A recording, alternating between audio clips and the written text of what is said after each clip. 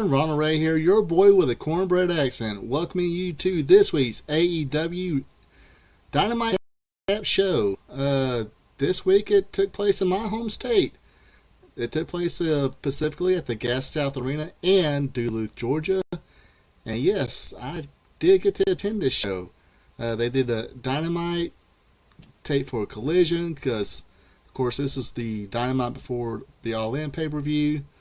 They'll be in England, so they went ahead and taped Collision, but today I'm going to focus on Dynamite as far as being my first time experience going to a Dynamite show, live in person, or AEW show, period. I gotta say, it was fun. I would say the more fun. They were totally into it. Even after Dynamite went off, there were a few people left. Understand people either had and had to work next day, so they want to get home and get some sleep before they went to work. But good all together. I think we pretty much, me and my buddy Joe went to the show, and I think we pretty much got to see everybody we wanted to see. Unfortunately, we got some bad news between Wednesday and Thursday. Two bad things. First being Terry Funk, legend. All you could say, hardcore. Don't even have to put hard. Dude was a legend. Former NWA World Champion. Probably one of the first wrestlers you can probably think of that totally. Maybe Mark Lewis was the same way, but this guy kind of kept inventing himself. And from everything he's always the guy who was like, okay, I gotta make somebody. I'm here to make somebody. When he got up there in age and his career and all. And another guy, unfortunately, one of the brightest young stars that was in the business. God knows where he could have ended up. Definitely a solid mind for the business. Unfortunately, we also lost Bray Wyatt. Wyndham Rotunda was his real name. I'm pretty sure once the career ended, he could have been one of the writers, or definitely one of the writers, because he had sharp mind for the business. So that's definitely two major losses to the business. So my condolences go to their families and their friends. May they rest in peace. Unfortunately, I got to do this too. Would definitely appreciate it if you hit that subscribe button. If you're a new subscriber, let me know in the comments. Let me give you a thank you. Also, if you're been a subscriber for a long time, hey, hit the comments too. Let me know how long you've been around, so I can extend thank you too. Other than that, let's let her rip.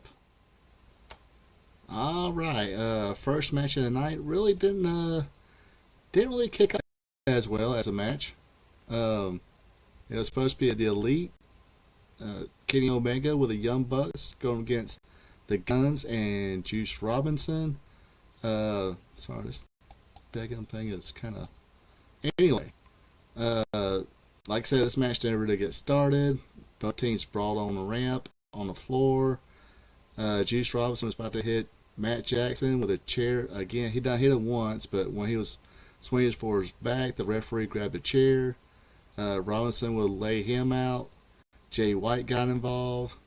Everybody kind of got all their moves and signature moves in.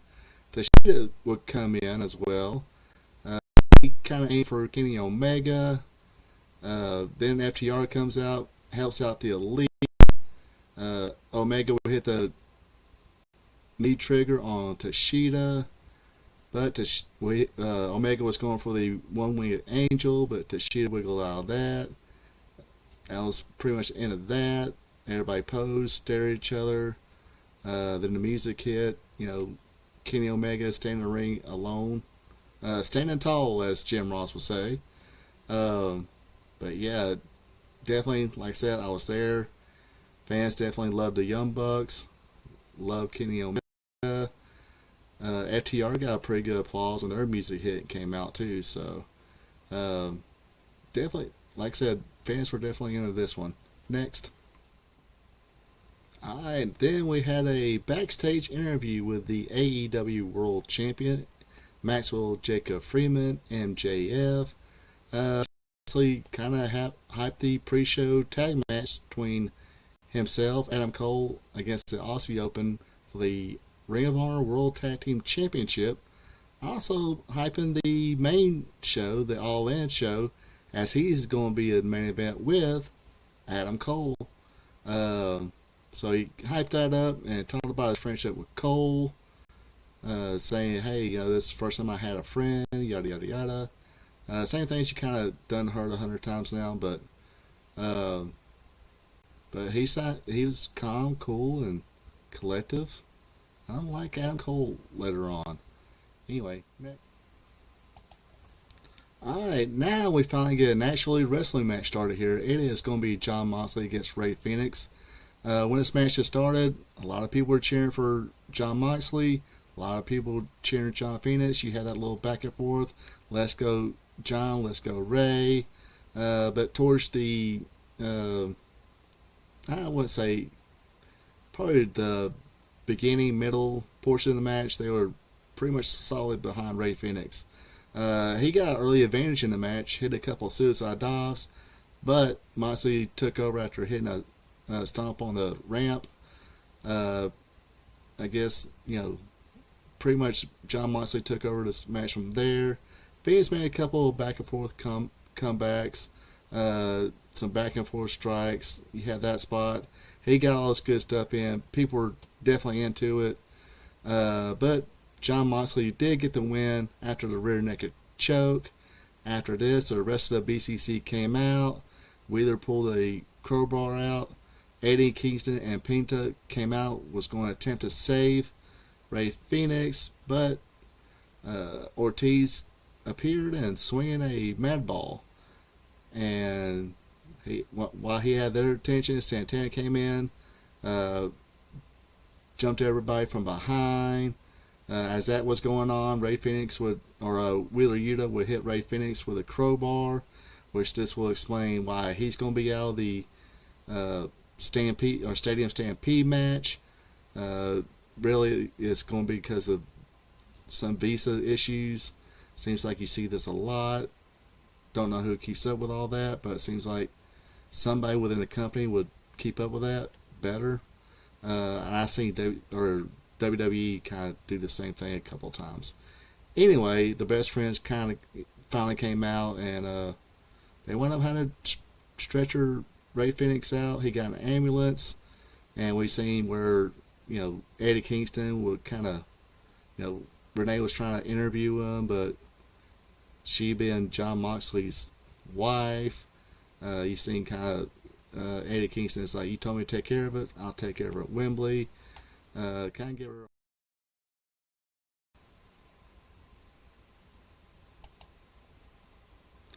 Alright, now we have the contract signing between Chris Jericho and Will Ospreay. And you know how these things go. Both hit hard with their promos. Will saying this is basically a match that will fuel my resume when his contract is up, because he's pretty sure he's got a wife now and a stepson, and he's looking to make some millions of dollars. Anyway, Jericho saying it's important to him too, to prove the internet dipshit marks that he still has it. Ospreay would slap the mic out of Jericho's hand. Jericho would slap the taste out of Will Ospreay's mouth, and then a little bit pushing and shoving. Security and everybody else, separated them. Typical contract signing segment.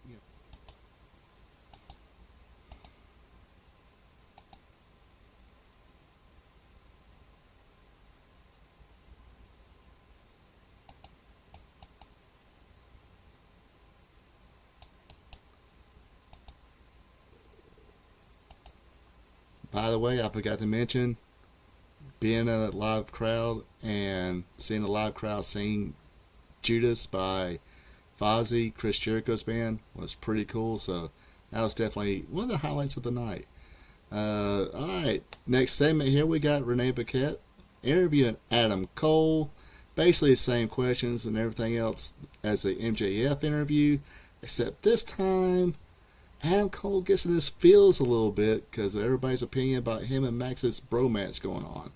So he kind of just stepped away, kind of pouted a little bit, and saying, look, I can be friends with anybody, including Max. So looks like the honeymoon is, the pressure's getting to him, I guess. I don't know what kind of, brought this along. I guess it could have been a whole Roderick Strong situation, and now he's kind of aligned with the Kingdom.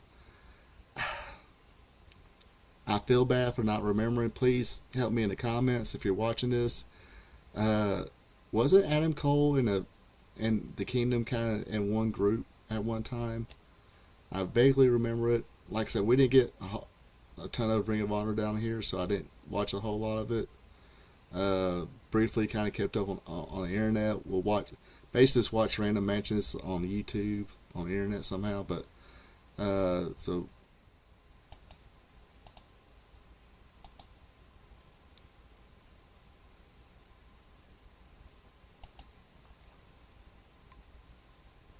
yeah, this thing's sorry, I just look like a deer in headlights.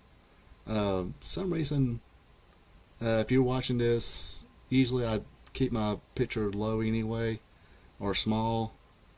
So if you see my lips moving and no words till later, that's my impression of old kung fu movies.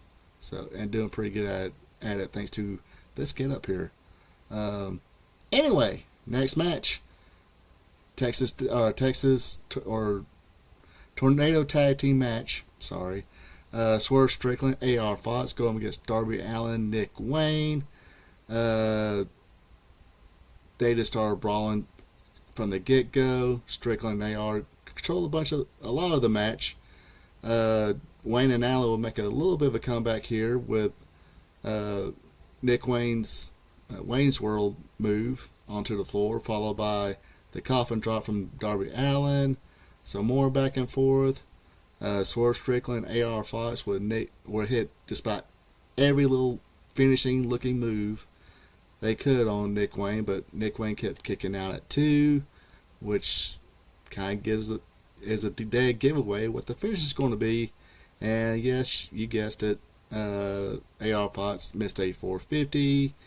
Nick Wayne, O'Connor cradle roll with a bridge for the win, and Nick Wayne and Darby Allin wins the match. Swerve gets on the mic after this, saying this was a letdown. He was let down by AR Fox. This is a test.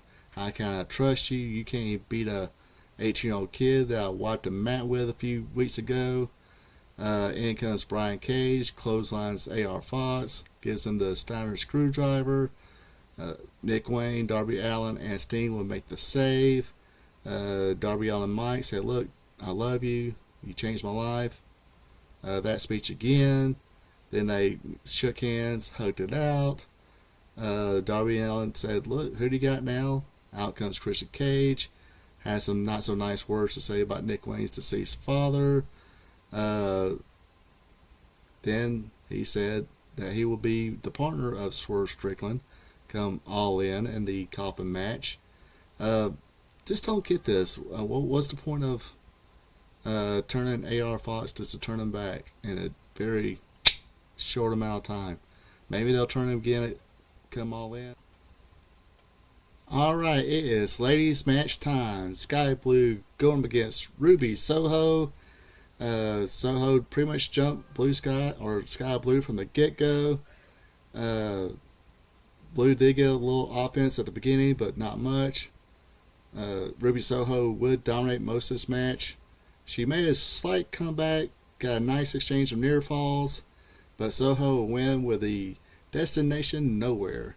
And she says she is eyeing Chris Statlander and the TBS Championship. 1, 2, 3, 4. Alright, next up we have the Acclaim. They come to the ring. No rapping, thank God. But they will come to the ring, call out the House of Black. lights go out, the music hits, the House of Black comes out in their usual entrance.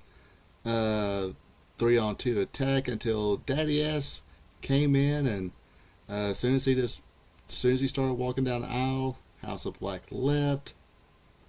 Didn't touch Billy Gunn. However, Billy Gunn did go on the mic saying, come all in, it's going to be all or nothing.